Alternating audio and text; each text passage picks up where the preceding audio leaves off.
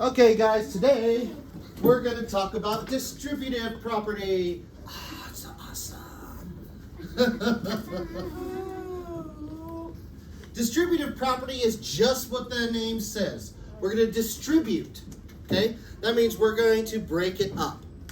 Now, if you were to distribute something in real life, you'd say, I'm going to distribute these pieces of candy to my students. Well, I didn't bring any candy, so. But what we're going to do is we're going to break up this array. Okay, now let's take a look at this array right now.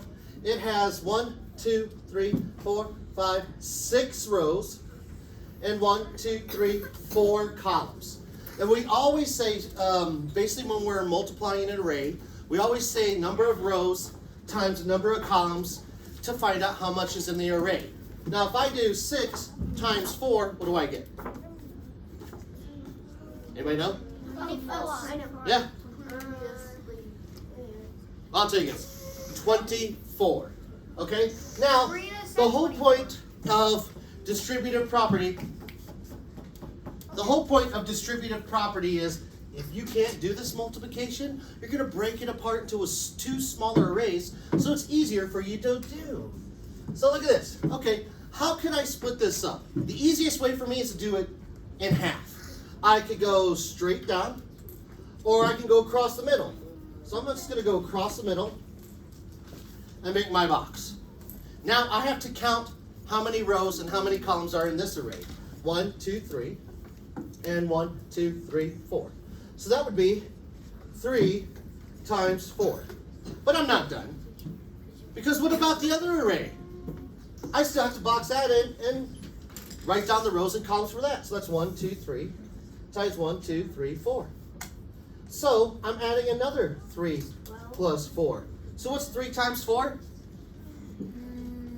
12. So it'd be 12 plus 12 equals 24. Look at that. So we still got the same answer, but what we did was we broke apart the arrays using distributive property. Okay, now we're going to try another one. Another way to do this. Now, you won't always have a chance to break it down evenly. I'll show you what I mean by that. Let's pretend this array is missing one of these rows. And let's pretend that we're adding another row. So now my array is 1, 2, 3, 4, 5 times 1, 2, 3, 4, 5. Let's do 5. Now, of course, 5 times 5 is easy for us. What is 5 times 5? 25. We just skip count by 5s. 5, 10, 15, 20, 25. Now, pretend you don't know your 5s. Pretend you don't know your 5s. And we have to break this array into 2 smaller arrays. So first of all, where would I divide it? I can't split it in half. There's nowhere to split it in half. So what I'll do instead is, let's just go by 2s, because I know my 2s very well. Do you guys know your 2s times tables very well? Yes. Of course you do. I know you do. So now we have 2 rows. 1, 2, 3, 4, 5 times 5. So what's our problem? It is now 2 times 5. I must be done, right? No. I walk away, mic drop? No? No, we have this other array. So let's box this in. Now, what am I going to write? 3 times 5. So I'm adding 3 times 5. Now it's much easier. What's 2 times 5? 10. 10 plus, what's 3 times 5? 15. What's 10 plus 15? You don't know. 25. Yeah, you do. 25. We came up with the same answer, but we used distributive property to box it in and break it up into 2 smaller arrays. Now, whenever you're breaking up an array, please use straight lines. You cannot do this and then do this. That's not going to work because these are not complete rows, right?